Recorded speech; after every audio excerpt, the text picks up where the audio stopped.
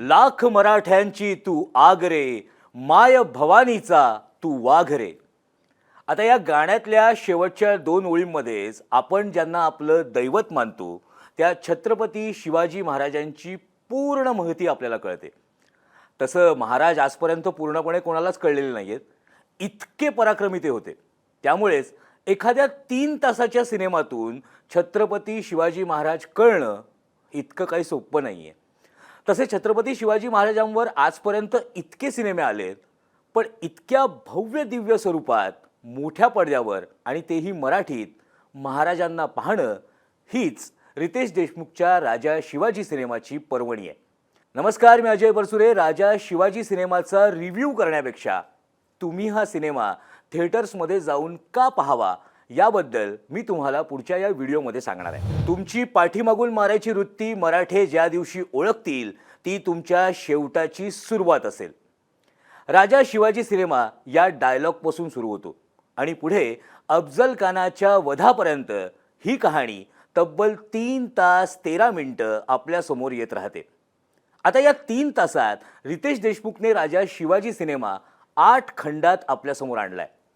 आता या खंडात काय येतं तर शिवरायांच्या जन्मापूर्वी असलेली दख्खनची परिस्थिती, आदिलशहा आणि निजामानं संपूर्ण दख्खन प्रांतात घातलेला हैदोस, तसंच पुढे शहाजी महाराज आणि मुघल सम्राट शहाजहान यांच्यात झालेला माहुलीचा तह याची टप्प्याटप्प्यात मांडणी करण्यात आली. रक्त आणि राख, दैत्य, कौलनियतीचा, हत्तीची चाल, जावळी कोणाची, प्रलय, खानाची स्वारी, बुद्धी, बळ, अखेरचा डाव, हे 8 टप्पे याच्यामध्ये आहेत. लखोजीराव जाधवांची निजामानं गद्दारी करत केलेली हत्या, माहुलीच्या तहानुसार शहाजीराजेंना पुण्यातून जावे लागणं, पुढे बाळ शिवराय आणि जिजाऊंना शहाजीराजे आणि शंभूराजेंपासून दूर होऊन परत पुण्याला प्रस्थान करावं लागतं.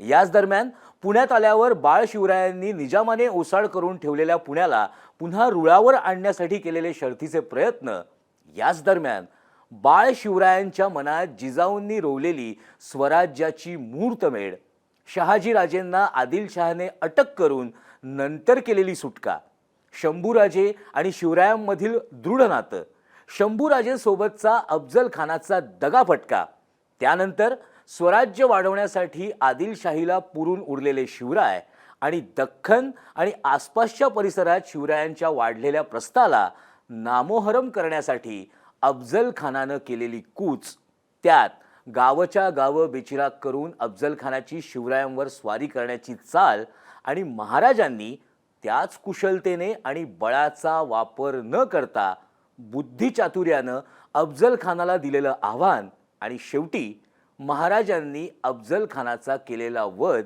ही संपूर्ण गाथा आपल्याला मोठ्या पडद्यावर रितेश देशमुखने टप्प्याटप्प्याने राजा शिवाजी या सिनेमात आणली आहे. आता तुम्ही म्हणाल, हे सगळे जे तुम्ही प्रसंग सांगितलेत, ही सगळी कथा, हे सगळे प्रसंग, ही गाथा आपल्याला अगदी लहानपणापासून माहिती आहे. पुस्तकातनं किंवा अगदी ऐतिहासिक ग्रंथातून किंवा याच प्रसंगावर आधारित अनेक सिनेमातून यापूर्वी आपण वाचलेली, ऐकलेली आणि पाहिलेली सुद्धा आहे. मात्र मग राजा शिवाजीची अशी काय खासियत आहे हो की याच्यामधनं आम्ही परत एकदा हा सिनेमा पाहायला जावा? तर तेच महत्त्वाचं आहे. जे प्रसंग आपल्याला माहिती आहेत ते VFXच्या रूपात अगदी भव्य दिव्य पद्धतीने पाहण्याची कमाल रितेश देशमुखने या सिनेमातून आपल्याला करून दिली आहे. अहो, मराठीत या पद्धतीने इतक्या भव्य स्वरूपात महाराजांची गाथा पडद्यावर पाहण्याची हिंमत जर कोणी केली असेल तर ती रितेश देशमुखने, आणि त्याच्या हिमतीला पैकीच्या पैकी मार्क आहेत. या सिनेमातले हटके संवाद ही या सिनेमाची अजून एक जमेची बाजू आहे. जसं की उदाहरणार्थ, आम्ही जगलो, निस्ता आमच्याच कोंडाळ्यात दिवा लागल, पण तू जगलास तर मराठ्यांच्या झोपड्यांमध्येही दिवाळी साजरी होईल.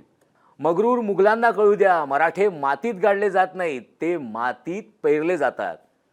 कधी मुघल, कधी आदिलशाही, या सगळ्या बादशहांच्या छाताडावर पाय रोवून स्वराज्याचं स्वप्न पाहतोय आम्ही. हे असे हटके संवाद हे आपल्याला अजून सिनेमा बघण्यासाठी प्रवृत्त करतात. सिनेमाचं संगीत हाही एक सिनेमाची जमेची बाजू आहे. अजय अतुलने साकारलेलं शिवरायांचं अँथम सॉन्ग खरंच अंगावर काटा आणतं आणि ते पडद्यावर बघण्याची अपूर्वाई काही वेगळीच आहे. रितेश देशमुखांनी साकारलेली महाराजांची भूमिका उत्तम साकारली आहे का? यापेक्षा मी म्हणीन की ती त्याने प्रामाणिकपणे निभावली आहे. सईबाईंच्या भूमिकेत जेनेलियाने आपला प्रभाव पाडलाय.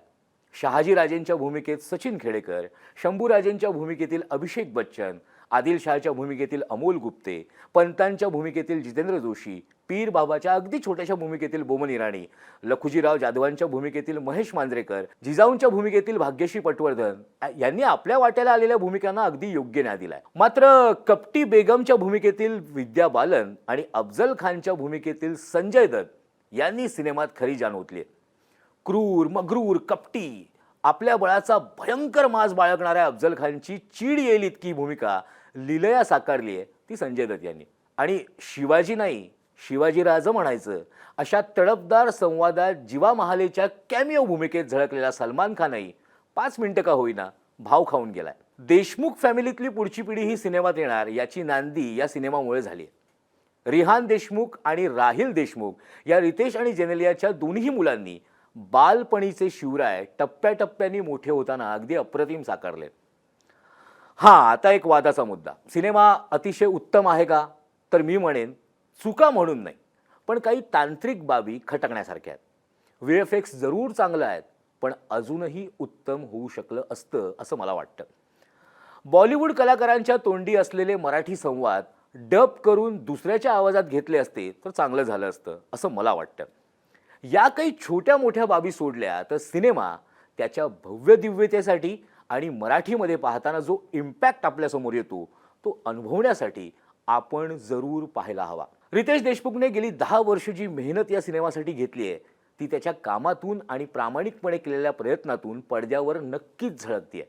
मी तर असंही म्हणेन की सिनेमा हे माध्यम असं आहे ना की याला नावच जास्त ठेवली जातात, पण प्रत्येक मराठी माणसाने रितेश देशमुखसाठी नाही किंवा यात काम करणाऱ्या बॉलिवूड कलाकारांसाठी नाही किंवा यात काम करणाऱ्या मराठी कलाकारांसाठी नाही, तर आपण ज्यांच्यावर प्रेम करतो, आपण ज्यांना दैवत मानतो त्या छत्रपती शिवाजी महाराजांसाठी प्रत्येकाने प्रेमाने हा सिनेमा एकदा पाहायलाच हवा. रितेश देशमुखने केलेल्या प्रामाणिक प्रयत्नाला, कलाकार, तंत्रज्ञ आणि अजय अतुलच्या अप्रतिम संगीतासाठी आणि प्राजक्त देशमुखच्या अप्रतिम संवादासाठी मी देतोय राजा शिवाजी सिनेमाला 4 स्टार. तेव्हा वाट बघू नका जास्त, कारण की आता हा सिनेमा रिलीज झालेला आहे. आणि एक महत्त्वाची गोष्ट मी तुम्हाला सांगतो की सिनेमाच्या शेवटाला तुम्हाला एक धक्काही बसणार आहे, कारण राजा शिवाजी हे टायटल जाऊन राजा शिवछत्रपती हे टायटल येतं. म्हणजे कुठे ना कुठेतरी रितेश देशमुखांच्या डोक्यात पार्ट 2 किंवा ह्याचा पुढचा भाग बनवण्याची सुद्धा तयारी सुरू झालेली दिसतीये. आता ते कधी जाहीर करतील मला माहिती नाही. मात्र रितेश देशमुखांच्या या प्रयत्नासाठी आणि आपले दैवत असलेल्या छत्रपती शिवाजी महाराजांसाठी तुम्ही नक्कीच जवळच्या थिएटर्समध्ये जाऊन हा सिनेमा अनुभवायला हवा. तुम्हाला माझा हा रिव्ह्यू कसा वाटला किंवा तुम्हाला हा व्हिडिओ कसा वाटला हे सांगण्यासाठी मला नक्की सांगा. कमेंट बॉक्समध्ये जाऊन कमेंट करा आणि बाकीच्या अपडेट्ससाठी पाहत राहा मुंबई तक.